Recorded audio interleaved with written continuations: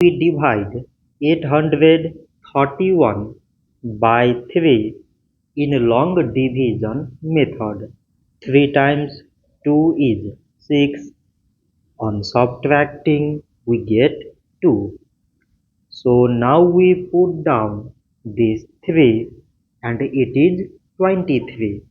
So 3 times 7 is 21. On subtracting we get 2. So again we put down this 1 and it is 21. So 3 times 7 is 21.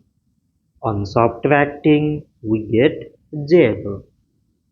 So 831 divided by 3 is 277. So this much for today and thanks for watching.